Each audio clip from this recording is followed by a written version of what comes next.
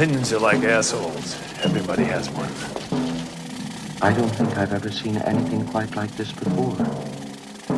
You know, Wobbles, I'm kind of mad at you. And as a reasonable man, I'm willing to do whatever's necessary to find a peaceful solution to these problems. Welcome to Punching Up the Movie Podcast, the podcast where myself, Damian, or my co-host, Adam, take a film, Nightingale even, take a film that either one or both of us dislike and just kick it about and see where we land at the end of it. Today, our film is Dario Argento's Giallo classic, Deep Red, and I will hand you over to Adam for a synopsis. This won't take long. Plot being not a particularly important part to the creators of Giallo. So Deep Red takes place in Rome, and it focuses on the murder of a psychic who, in the middle of a psychic demonstration, discerns that there is evil in the room and that someone has committed murder. She's subsequently brutally murdered, and the murder is observed by a pianist, an English expat pianist, jazz pianist, and music teacher called Marcus, played by David Hemmings. And he believes he sees the murder, and he believes he's seen the killer, and investigates the murder, and teams up with journalist Gianna, played by Daria Nicoladi, and the rest of the film tenuously follows their investigation into a web of murder and madness and more murder and Argento obsessions and swirling camera moves and immaculate compositions, and that's really all there is to say about the plot. Yeah, great, very nice. I like that. It's very succinct and well said. So I got a lot of my information from a commentary that I saw of Deep Red by the Danish film scholar, writer, and director Thomas Rostock. The commentary is at times sight and sound-esque. It's a little bit academic, but it is filled with like loads of great little tidbits and information about the camera shots and meanings and palette and everything. So Deep Red, aka Profundo Rosso, profoundly red. I like that rather than Deep Red, profoundly red.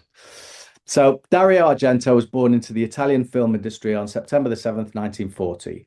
His father, Salvatore Argento, was a film producer, and his mother, Elda Lusardo, photographed Italian film starlets of the 40s and 50s. So he was already in that world.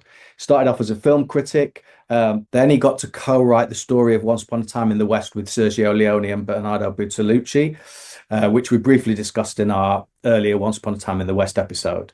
That propelled him into the world of making films. So he went on to co-write many film scripts, but always became disillusioned with the directors who didn't listen to him. So he wrote his first original script in 1969, which was his first film as a director, The Bird with the Crystal Plumage, which was released in 1970. It was a big hit, especially in the United States, and has been credited with popularizing the subcategory of Italian thrillers, better known as giallo films.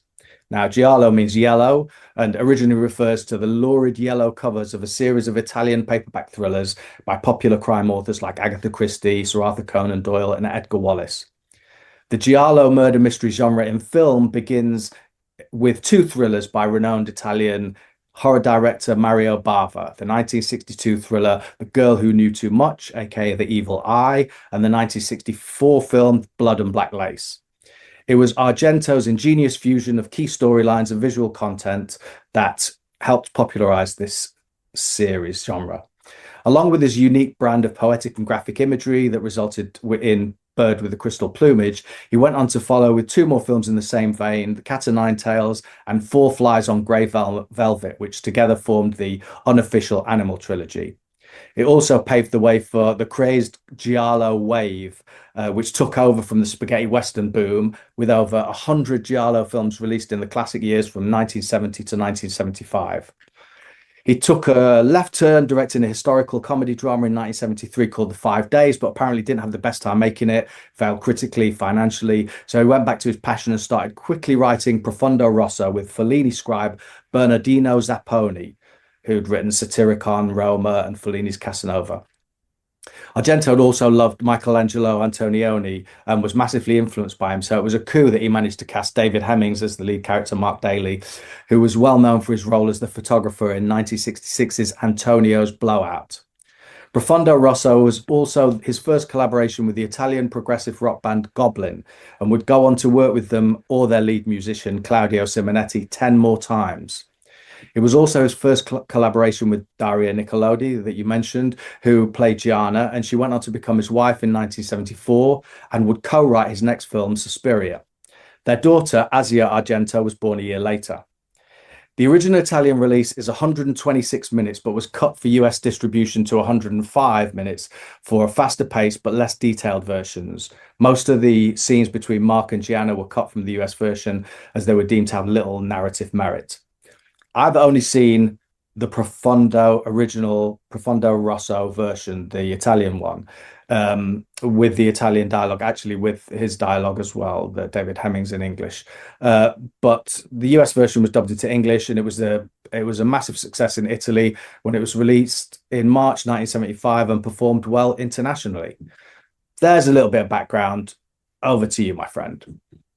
All right. Well, all I would add to that is when I saw it last year, it was brilliantly introduced by a man whose name I cannot remember. I think it was Joe Bell or Joey Bell or something like that. And the one thing that he talked was the influence of the artist Edward Hopper on the composition, because a lot of scenes take place in a bar, which is pretty much a pitch perfect recreation of Hopper's most famous work, Nighthawks at the Diner. So that's all I'd add. I didn't choose this. You chose this. I suggested it. I think we were just talking about Argento, weren't we? And I think you mentioned that you didn't really like his films. And then I sort of suggested Deep Red as a sort of test case, because I'd seen it at a screening in the Broadway. So I'd seen it in the version that you just, the best version you could see it in, the one that Argento would have signed off on. And it blew my mind. I'd seen it before. I'd seen Suspiria and Inferno in the cinema and had sort of mixed feelings about them.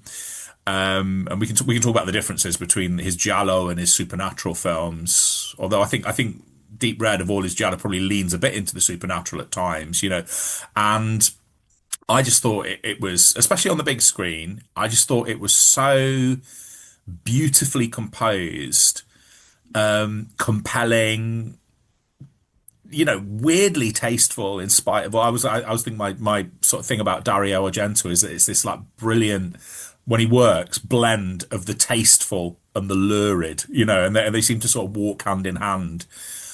I wasn't bored. I can be bored in giallo films. I think they have their sort of boring stretches, and I just found this compelling from beginning to end. And just the first time I'd sort of think, well, I think this is a horror masterpiece, and I think it's a great piece of Italian cinema. And I have no idea what you think of it. So we chose Deep Red with the sort of caveat that it's a jumping off point into aspects of Italian horror, and you mentioned our conversations, Fulci, and I know you've seen other giallo. I've seen two. I've not been that diligent, but I've seen two giallo in my preparation for this. So over to you. What do you think of Deep Red? Let's start with Deep Red. Talk to me about Deep Red. First of all, we decided this film quite a few months ago. So when that happened, I just, for some reason, went deep into that world. You were saying, I think that the Deep Red definitely bleeds into his more supernatural stuff. What did I think of Deep Red? I saw it a few months ago when we first talked about it, and I was a bit bored, to be honest with you. What you were saying about how giallo can sometimes be a little bit slow. It's not necessarily that it was slow. I just was not as engaged as I would like to be. I was definitely thinking if I'd seen this on the big screen, I would be enjoying it a hell of a lot more. If I was in a cinema, darkened room, I would appreciate the composition loads more. And then I just started watching loads of Giallo, and they all kind of, excuse the pun, but bled into each other. Um, I I honestly don't know what to think about Deep Red. I don't. It's not a film that I'm going to see again. I watched it again with the commentary, so I got to see the images, and with the information behind it, it allowed me in a little bit more. It gave me a deeper appreciation for what I was watching. But it's the same problem with most Giallo films.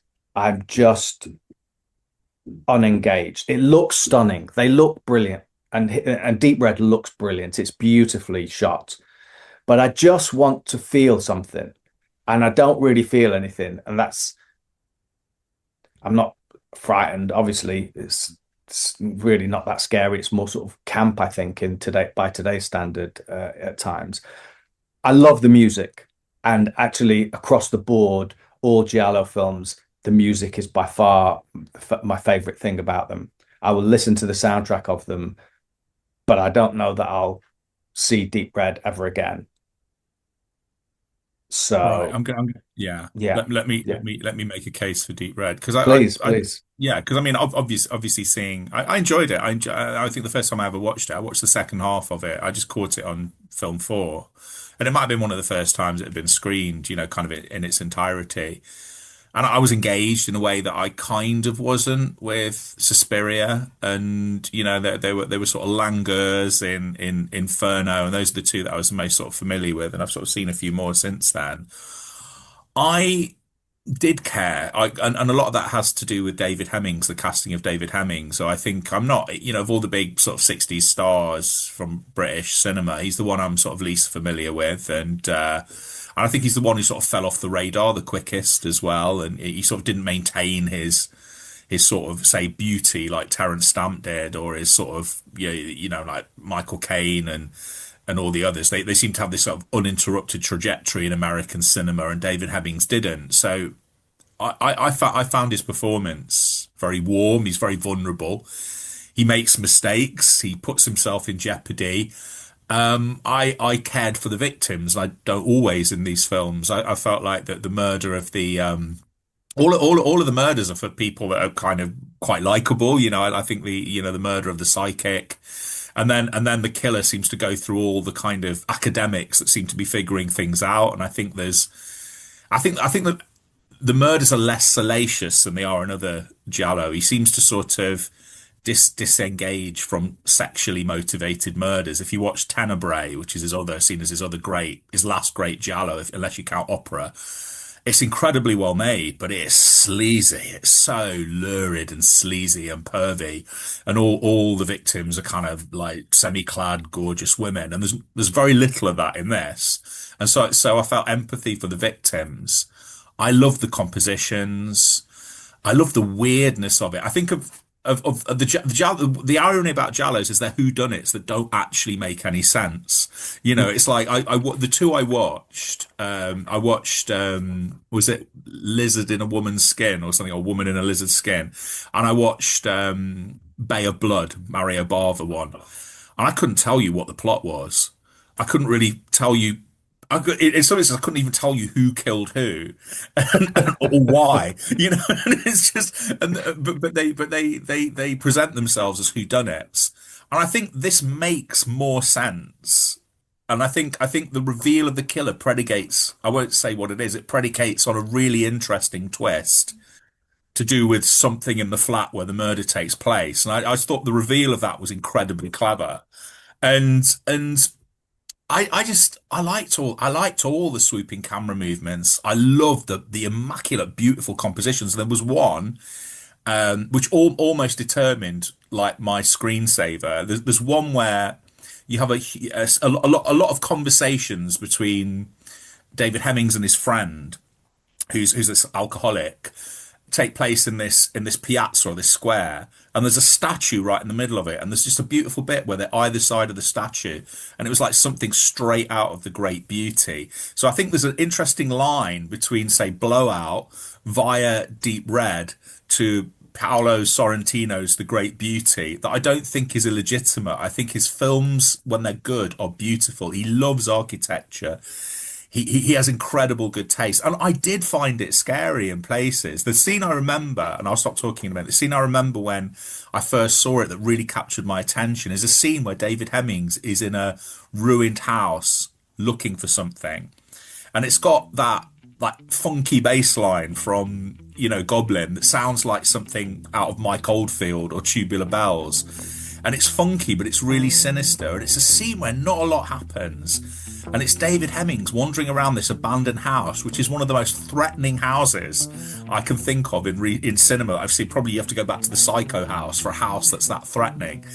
And not a lot happens in the scene, but there's something and it's just a synthesis of Dario Argento's filmmaking, David Hemmings' sort of fear, and just the production design and the music that makes this house evil. And I like the way that evil permeates the whole thing. It's just there's this real sense of just evil everywhere, and everything's sort of kind of corrupt, but either incredibly tasteful or there's a ruined decadence. So that's how I'd sort of articulate how I liked Deep Red. So I don't know if you want to pick anything out of that or just reject it all. I'm not going to reject any of it. I'm glad you brought up the Paolo Sorrentino Great Beauty, because that was straight in my mind when I saw it as well. It's a stunning, stunning shot. Like I said, the composition and the camera work is just beautiful, and it's like massively influential on, a plethora of films that have come in the same genre, in the sort of murder mystery genre, as well as, the lineage to Sorrentino.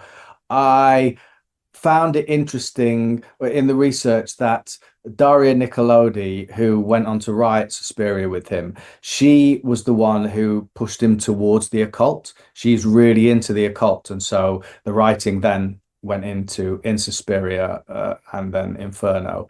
And I rewatched Suspiria. I just thought, let me just give it another go. Because when I first saw it, I thought, oh, it's okay. And then I watched it again and I just found it boring. How can you?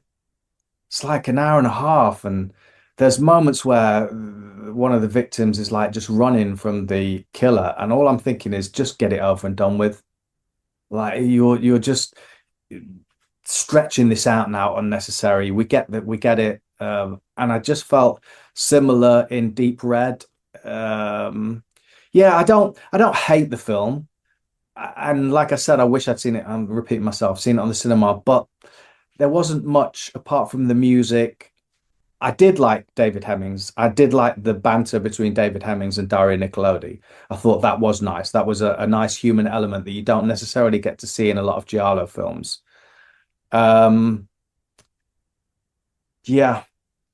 and just Yeah, I weirdly enough, that was the bit. It was interesting that you said, because I assumed that in the American cut they'd have cut the violence. I didn't realize they cut the majority. That's yeah. I would have welcomed a bit more of that, to be honest, because I was very ambivalent about her.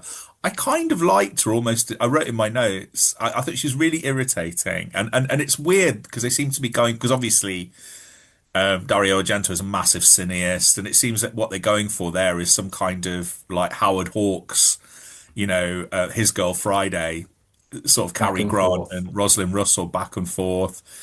And you get this sort of chauvinism that's of David Hemmings, which is quite comical to watch now. I'd be interested to see how it would have gone down in 1975. But he's constantly undercut by her. He's constantly, and you've got the kind of visual joke of him in her, is it Minnie? And the seat doesn't work, so it's a small car anyway. And that's a nice visual joke. But I felt like I just sort of swung backwards and forwards on her.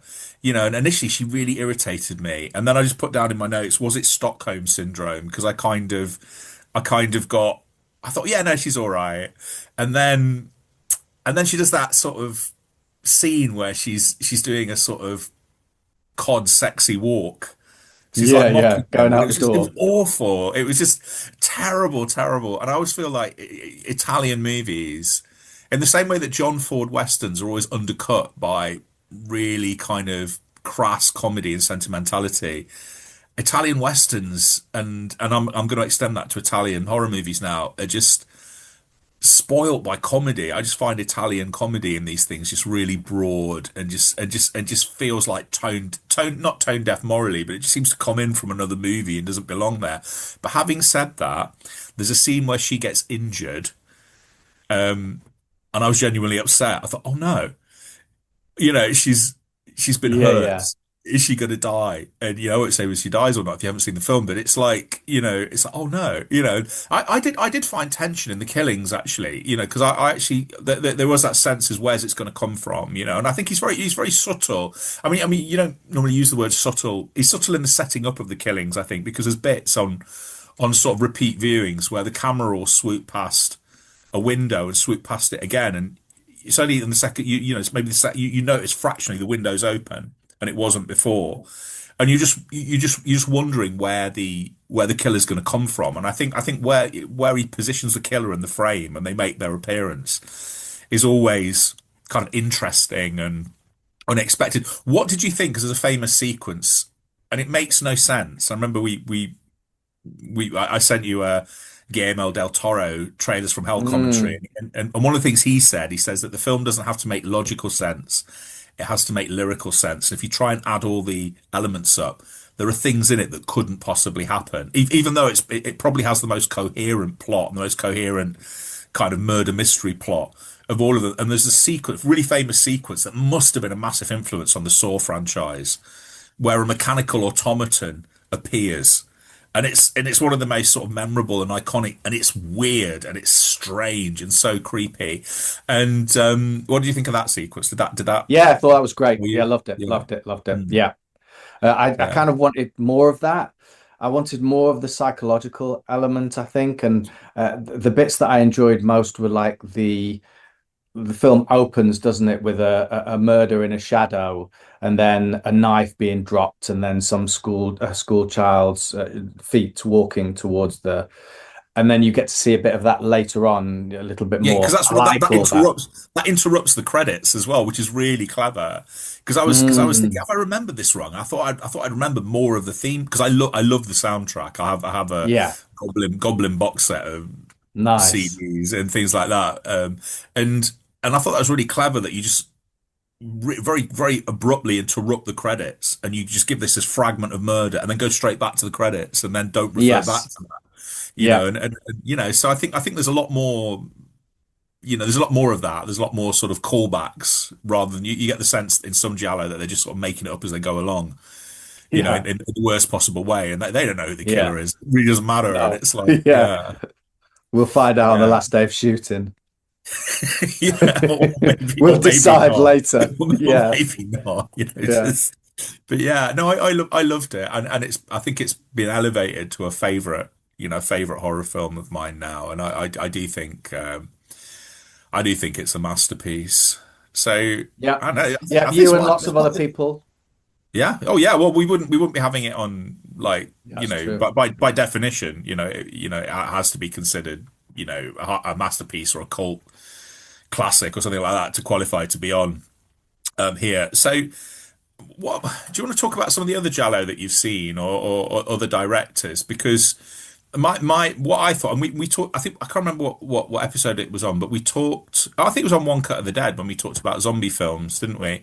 And I said at that point I preferred Fulci to Argento. I might retract some of that today, but you saw a few Fulci films. I don't think they weren't Giallo, were they? Or were they? He did a few Giallo, but He he's more did some famous for Jello. his yeah, he's more famous for his sort of zombie heavy, um, what they call the Gates of Hell trilogy, and his sort of more kind of supernatural themed kind of assaults on the senses. So Yeah, don't torture a duckling in yes, 1972. That was a official giallo. We both saw that, didn't you? Saw that a while back, right? got that a I few think I years saw ago. that on your recommendation. That was The Priest, wasn't it? Is that right? The Priest and the Child Murders.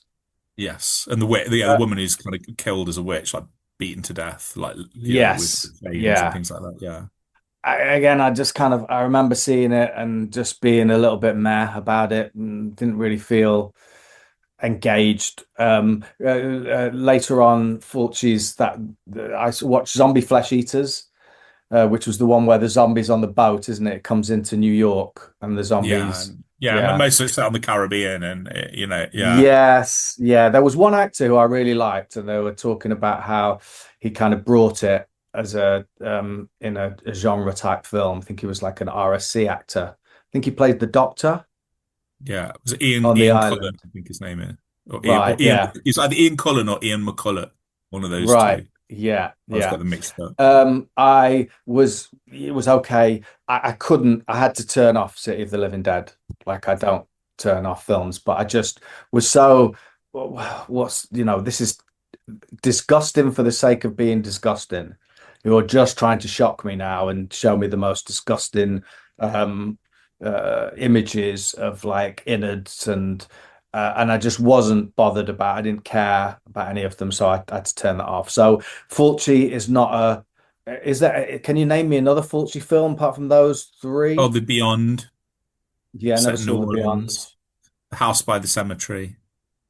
Never These are the saw ones I've that. seen. Yeah, I can talk about one I did see. Was it Leopard? Was it, I've forgotten the name. Was it? I think you've seen this. Was it woman in lizard in a woman's skin or woman in Lizard a in a lizard? Woman's Skin. That was Yeah, Fulci as well. Yeah, I think I probably enjoyed that most out of all of them. You watched that recently, right? yeah. I watched that this last week. I thought I'd watch one by Fulci and one by Bava. And I'd never Yeah, seen a Bava film before. I'll come on to Bava in a minute. yeah. No, I like Lucio Fulci. No one believes me when I say this. I don't really like the gore, but I Mm. think there's I love. I think we talked about this with. I love the way again he composes a frame. I love the way he always seems to end his movies in these strange, desolate hellscapes. Which is, I'm not saying it's a shame you didn't get to the end of City of the Living Dead, but because you probably wouldn't have cared when you got. But the Yeah. end takes place in this sort of cavernous underworld where you have all these like crumbling, desiccated dead that just aren't moving, and people have to kind of move. And I think the end of the Beyond, when you see this sort of endless, his hellscapes are never fiery; they're always kind of windswept and desolate. And I think there's something that he has in common with Kurosawa in the way he uses like wind and dust. And there's these beautiful, just like little, I would say, visual grace notes in the middle of all the gore. There's this incredible sequence in The Beyond where a woman walks out of a house and all the lights go on and there's a silhouette at every window, or someone just kind of walk. It might have been done in sort of reverse. Someone sort of runs out of a house. It's the way people run in a Chinese ghost story, Japanese movies, where they kind of, I don't know how they do it. It's almost like they're running backwards and projected forwards, and this real sort and there's so much stuff like that in his movies that just kind of keeps me interested and visually engaged. And I did like Don't Torture a Duckling. I remember I was poorly and I remember watching about three films. I remember watching that and Lone Wolf McQuade with Chuck Norris. And it was just like one of the best days I'd had being ill. You're just sitting and watching movies. And I thought it was I like the rural setting of it, the fact that it was set rurally and it had some Italian actors, Thomas Milian in it that I like. He's in a lot of spaghetti westerns. But I thought it looked great and it was genuinely disturbing. It was a great murder mystery. The killings were just kind of insanely violent. I'm not quite sure how I felt about those, because you have this scene where a woman's basically whipped to death with chains, but lynched. I like the fact that it actually had something to say about, kind of mob mentality and, scapegoating the other and protecting, the kind of establishment and stuff like that. But I just thought it looked great, and it looked great in a rural setting. And I think it's interesting that Fulci. I've seen a lot of Fulci's westerns. I like those. I think his westerns are really good. And I think his westerns are starting to get a bit more traction these days. So he did and they're interesting because you can pick them out as Fulci westerns because people get whipped quite a lot. He likes that. There's a and there's an undercurrent of really, really savage perverse violence in them. You know, so he did a movie with Django. What's his name? Franco Nero. I think it's called Massacre Time, and it opens with humans being chased and hunted, like foxes get hunted with dogs, and then the big centerpiece is this like whip fight. It's just so like I can't believe they got away with it in the mid-60s. And then he did this like Western called Fall for the Apocalypse, again with Thomas Millian, about three people kind of in the wilderness who have to sort of are taken captive by this outlaw who's a bit sort of psychedelic, but there's cannibalism in it, and it's just so I like Fulci, but I didn't like Lizard in a Woman's Skin, or you know, I just thought it was really everything you said about Deep Red I thought applied to this. I thought it was really boring, made absolutely no sense. It was set in London, which I thought was quite interesting. It was interesting seeing that giallo aesthetic applied to Alexander Palace, you know, and other London monuments. It must have been shortly before he died, because it had a I don't know what I'm doing here, I really need the money performance from Stanley Baker. You've always got, and he just, if ever an actor just doesn't belong in the giallo world, it's probably Stanley Baker. There's something just like very granite-like and solid about him, and you know, but what it did have what it did have, which it completely undercuts as the film goes on, it had these fantastic dream sequences, which Fulci's very good at. It opens with a phenomenal dream sequence, and then they kind of explain everything, which I wish they didn't. Every bit of the dream has a significance that relates to the revealing of the plot, which kind of makes no sense. And then this is what it's famous for, because I think it got censored for it. They have a scene where you've got some Carlo Rambaldi, you know, the great special effects monster guy who, you know, designed E.T. and the I think King Kong in although I think they rejected his version of King Kong because it just didn't work, and then just put a man in a monkey suit in the Jeff Bridges version, and he's I think he might have done the snake in Conan the Barbarian, but which again probably didn't work. So he's famous for doing these incredible designs that don't work. And he has a mechanical goose in it in a dream sequence, and then they have this bit where the heroine, in the middle of this medical institute, discovers this room full of dogs with pipes coming out of them, and it makes no sense. There's no, you don't know why, you don't know if she's hallucinating, but so those sequences are phenomenal, and everything else is so boring, and I'm trying to recall the kills, I can't remember them. So that's Fulci. Any more thoughts? You're recalling things that I've just forgotten about Lizard in a Woman's Skin. I remember the dog bit. Apparently he got taken to court because they thought it was real dogs. When you watch it now, it really they look like kind of Muppet dogs. They were just getting dark crystal dogs taken from the Jim Henson workshop and just mutilate. Exactly. Why did they think they were? I don't. Yeah, God knows. Well, 1971. I suppose they'd never seen anything that graphic before. Same as Cannibal Holocaust, right? Didn't that happen? Well, except they did kill. They did kill. They killed animals. Yeah. But I think they thought it was a snuff film, didn't they? They thought people were really being killed. The one that I enjoyed the most was and I think I missed a trick really, because it was the first Mario Bava, The Girl Who Knew Too Much, Stroke the Evil Eye. I really enjoyed that. I thought it was really beautifully put together. It was in black and white. And that's another thing that I just thought, this feels more tense because of the lack of color, and that giallo is known for its color. The deep reds like that you see all the time, I think were not as effective to me as seeing them in black and white. And plus the plot was really good. It was kind of it made sense. An American tourist witnesses a murder. I mean, you know, isn't that pretty much every giallo near enough? And it starred John Saxon, who then went on to be in Tenebrae, right? Was he in Tenebrae? Yeah, he's in Tenebrae, yeah. I hated Tenebrae. Hated it. Like hated it more than anything. And then I'm, you know, watching loads of YouTube videos about the best giallos, and Tenebrae's up on like people's number one. I think it's the most violent giallo, I think. It's just incredible. Yeah. I liked Tenebrae. I thought it was pervy and sleazy, but I liked it. You see, the pervy, sleazy aspect, I think, is just done better. I really like I saw a couple of films by Sergio Martino, both of which I really enjoyed, and that was Torso, four co-ed girls go to a countryside villa and try and escape this murderer, and then everybody gets mashed up pretty much. And The Strange Vice of Mrs. Ward.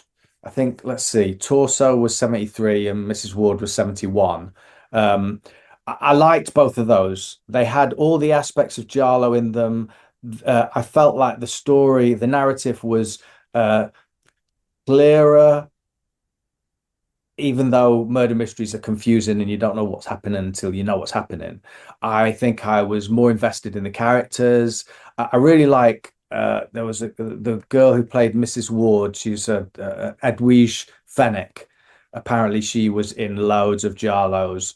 Absolutely stunning, beautiful brunette, dark hair, like with these big eyes, and I thought she was great. I really liked her acting as well. And yeah, so if I'm going Giallo, I'm going Mario Bava and Sergio Martino as opposed to Romero and sorry, not Romero, Argento and Fulci. I will, with the qualification, this is the only Mario Bava film I've seen, and I want to see others. I want to see his more kind of classical gothic horrors, like I can't remember the one with Barbara Steele and Christopher Lee and Boris Karloff. I saw Bay of Blood, which is considered his most deranged giallo. I think Blood and Black Lace is like the one people That's kind of the one hold. I slipped on. Yeah, Yeah, I yeah, wanted to. I yeah. should have seen that, but yeah, Yeah, I Bay should of have. Blood. I think I should have seen that, but I didn't, and I'm going to blame Joe Dante because in his was it Severin Closet YouTube video, he talked about that, and he just said it was and you can see, so it was a massive influence on Friday the 13th because it's essentially set by a bay, or you could double for Crystal Lake, and it's a series of kind of increasingly sort of inventive kills, including two people having sex being speared with a harpoon, which obviously has its it's pretty much taken off exactly in it's the most famous kill in the first but has its precedent in the Bible. Did you know that? So it'd be interesting to see if Mario Bava had all of these guys have got kind of really interesting relationships with the church and religion, and most of them hate Yeah, the Catholic Church, but that's a famous Old Testament killing where a priest spears two people, a priest called Phineas, two people while they're having sex. so out of order. Well, not in that sense, because it like initiated a massive plague because they were the Moabite Okay, women who were in Israel. Yeah, and I'm going to stick up for Phineas in this instance, okay. but yeah, but it has that, and he was really really sort of like talking up the kills, and he was saying that it's got the most deranged ending. You got to see it for the ending, and I have to say.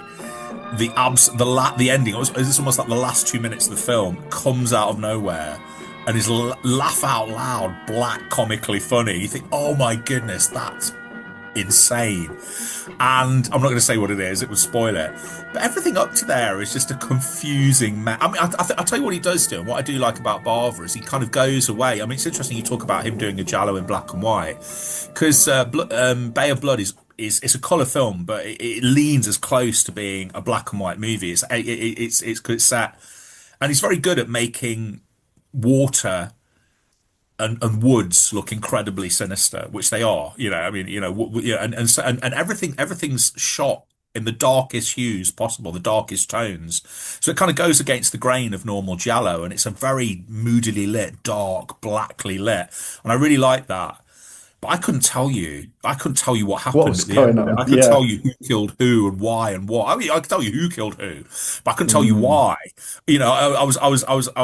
I was completely in a muddle. But the last sort of 5 minutes is as Joe Dante. I think he missold me. I'll have to sort of take him to task next time I see him. But for the fact that the last 5 minutes is just delightfully mental, and so yeah, but I feel like I owe Mario Bava, because I think he is seen as the classiest of all of them, not on the basis of like Bay of Blood particularly, but and he worked unlike the others. He worked with genuine horror icons. So he worked with Karloff, and he worked with Christopher Lee a couple of times, and also he sort of made a horror icon of the great Barbara Steele. So he sort of introduces her to the world of horror. And she's a nice link, because she's brilliant in I can't remember if it's the Dolce Vita or 8.5. She's in one of the Fellini films. It's like English actress in that, and and she's had a phenomenal cult career, and so I think I need to see more Bava films. But on the basis of that Bava film, it Yeah. was kind of fun up to a point, and then I watched it in about three chunks. It's only like an hour to 40 minutes. That wasn't a good sign. And then No. I think the last 5 minutes is great, but everything else was just I could have done without it, apart from the beautiful, Mm. moody lighting that reminded me of. Do you remember those public information films that have now become infamous in the 70s? That terrified kids about climbing up pylons, playing on farms, and going anywhere near the water. Mm. And Mm. the best one for me is the water one, because it's got Donald Pleasance as this hooded kind of spirit who's just trying to entice kids into the water and drown them. I am the spirit of dark and lonely water, ready to trap the unwary, the show-off, the fool. And this is the kind of place you'd expect to find me. The way that's filmed, and the way they kind of imbue water with menace and evil, that you best stay out of it. There's horrible stuff down there. It's going to drag you to the bottom. There was something akin to that in Bay of Blood, which I liked. So, but I thought Deep Red stood head and shoulders above everything I've seen in the genre. Just to bring it Right. full circle. Yeah, Yeah. Argento using his own hands in the as the yeah, killer in all the thing yeah, in the gloves. I thought that was quite an interesting yeah. um, tidbit of information, and also that he apparently Fritz Lang used to do that. Oh, I did not know Um, that. Yeah, so apparently Argento has obviously been called the Italian Hitchcock, Mm. and he always insisted that he was more influenced by Lang than he was Hitchcock. Even though after a while, I think everybody just ignored him and said, "You're the Italian Hitchcock." And he just went, "Okay, fuck it, I'm the Italian Hitchcock." Okay, whatever. That's worse, Which worse is things to be called. exactly. But yeah, I thought that was quite a little interesting tidbit. I've got a little anecdote for you. Of In course you have. 1997, I won a ticket to see the Time Out, but with Time Out to see all the films of the film festival that year. And one of the films I saw was a film called Bee Monkey, directed by Michael Radford, who directed Il Postino. Right. Yeah, 1984. Yes, in 1984. And sat next to me in the screening was Asia Argento. So I'm sat there watching this film. I have no idea what this film is. Again, film festival, you've won a ticket, you just keep going, seeing, oh, that looks kind of interesting. Boom, boom, boom, boom, boom. And the film featured quite a lot of nudity. And I'm sat as a 26, 27-year-old like young man next to Asia Argento. Yeah, I mean, to put it bluntly, I was definitely embarrassed. And if the lights were on, I think I would have gone red. If my brown skin can go red, You've gone it would deep, definitely be deep red. flushed. Deep Deep red with red, I would have embarrassment. gone deep red for sure. And looking back at it, I have no recollection of the film apart from nudity and that I sat next to her at the screening. But Jared Harris was in it, and Rupert Everett, Jonathan Rhys-Meyers, and yeah, I don't remember anything about it at all. Yeah, that's my nice little sat next to her. Yeah. What was she like? Did she say anything? What was she look? She didn't, She. mate. I was just nervous. I think later on, Yeah. if it was maybe 5, 10 years later, I would have said nice performance or something to her. But I think I was Yeah. just Thought your shitting mum was myself. rubbish. Thought your mum was Yeah. rubbish in Deep Red. All that occult stuff. Yeah, no. Not sure about Yeah, I that. was going to watch Inferno after Suspiria, but then I just thought, you know what? I'm not. I don't think I'm a big fan of Argento. I don't think I'm. I don't think you would have enjoyed Inferno. I think Inferno's Yeah, influential. It's interesting to talk about. We could talk about like the influence of Giallo and where you see Giallo in like sort of more modern cinema, or because there's a sequence in I mean, Guillermo del Toro is kind of quite upfront and center about the influence of Argento on some of his work, and there's a famous sequence. It's all set in a hotel. It is a sequel. It's a sort of nominal sequel in a way. It's set in the same world as Suspiria, so it's like, it explores the mythology of the three mothers, the three sort of witch mothers, and one of them's in Berlin, one of them's in New York, and then I think the third one's in Rome, in the film that no one likes, that he made like 20 years too late or something. Did you see it? I didn't know. I haven't seen any of Argento's. I think Opera is probably the most recent one I saw, and I think that was like 1990. That was seen as a kind of a late, just when people had written him off, a late flowering of. That was 87. Brilliant. I've got it here. Yeah. Oh, was it? Yeah. And yeah. So and they have a sequence where someone's looking for a key in a flooded hotel room, which Del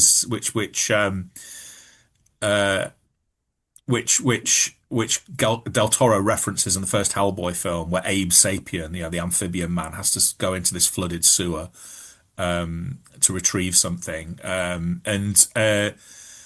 Yeah, I don't know, because I know that Edgar Wright's a fan, and Last Night in Soho is a kind of swinging 60s riff on Giallo, which I think's better than most Giallo I've seen. I love that film. I think that film works. Yeah, I enjoyed it. Yeah. But yeah, I don't know. Is there anything you'd like to say on the, or are you Giallo'd out? Yellowed out. Yeah, massively influential. They just sort of moved into the slasher movies, Halloween, those kind of films. Even like the tinkling music of Halloween is, very reminiscent of the music in Deep Red that Goblin did. And apparently Argento and Goblin got together, and Argento said he wanted something like Tubular Bells. So they came up with their version of it, which then has become. But Carpenter's stripped back. I mean, you have the glidings, you have the Steadicam. I don't think had Steadicam in. I don't know what the equivalent of the Steadicam was in '75. I don't know when the Steadicam was invented. But he almost like sort of takes the bare bones of Giallo and then goes in the other direction, because there's something so restrained and controlled. The kills aren't particularly violent. I would say like Halloween 2 is more Giallo-like, because the kills are a lot more lurid.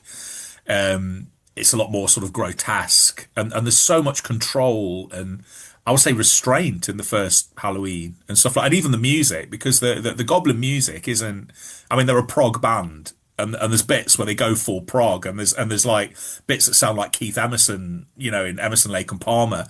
Whereas he doesn't do that. He's sort of stripping his sound back and making it as sparse as possible. So it's interesting. Sure. You can see the influence, but you see him almost sort of zigging where Argento zags, and it's like, I'm gonna, stylistically go in the other direction. I don't know how conscious that was, or that was just like his aesthetic, because you see it in Assault on Precinct 13, which I think came out the same year as Deep Red, I think, and stuff like that. The one thing that fascinates me about Giallo movies that I noticed in this and others is children are evil, or children. There's no innocence in there. Like you see a child, you mistrust the child, and it's weird, because I think he's got that in common with Peckinpah. I just wrote down in my notes. He's like in Peckinpah, he has all these scenes of children torturing insects or playing on hangman's nooses, and you just have that scene, which is. And it kind of doesn't really go anywhere. It's a bit of a red herring. We have this child, don't you? This very, very, very pretty, but kind of really kind of unwholesome child, who has this lizard that she's skewered and is leading David Hemmings to this dark house, but then kind of warns him that a ghost there. She's a very ambivalent figure, because she seems concerned about him, but she seems very cruel, and that seems to be something that's shot through in it seems something I've noticed in Giallo, is that children are children are sort of corrupted very early on in these movies, and they are poisoned and they're evil or insane or things like that, so I think that's kind of an interesting thing that Yeah, maybe there's something that they not only that they've been poisoned, but they were born like that. That like maybe Yeah. there's an inherent sort of evilness within Yeah. humanity that Giallo tends to focus on, I think. Yeah, because I think when all's revealed in Deep Red, the reason isn't really revealed, is it? You know the how, but you don't really know the why. You know the why in some instances, but there's still questions that aren't answered. You know, when you know Yeah. who the perpetrator is, and it's like, how did you become like that? Not that you need to know. You know, I mean, in Psycho, you kind of know. In Psycho, you know this guy was kind of whatever madness there might have been in him inherently is exacerbated by his mother. And his mother kind of turns him into a monster, and then he sort of literally turns into his mother, doesn't he, and stuff like that. And you don't have to know. I do like the Guillermo del Toro. I think the wisest thing I've heard said about Giallo, which doesn't always apply, but I think certainly applies in Deep Red, is that it doesn't have to make logical sense. It has to make lyrical sense. And I think Deep Red, and we can end our discussion on Deep Red. Unless you want the last word, he says Deep Red for me makes lyrical sense. I'll buy that for $1. Yes, very nice. I have some thoughts on our next film, but we'll talk outside this space. And yeah, this is the first one of 2026, the first official one, and let's see how many we can get through. See if we can get through them. They're fun to do. I enjoy them. I'm sure you enjoy them. I can't think of anything that I particularly hate at the moment, which worries me. It's okay. Yeah, maybe so we'll go into catching up. We had that idea of catching up, didn't we? Anyway, we'll get back to you and you'll know soon enough, and Deep Red will be out soon, so be careful. Watch out for knives, blades, strange killers, automatons. Children. Yeah, children, strange camera angles, swooping camera angles. If anything like that happens, just get the fuck out of there now, because it's not going to end well for you, for sure. Funky German bass lines. Yeah, just in the background. If you hear that, yeah. whatever you're building is, run. Swift exit. Yeah. All right. Well, thank you. I shall see you next time. Thanks, Adam, for that. That was a lot of fun. Ciao. Yeah, you're welcome. Bye. The mission has been completed. Groovy.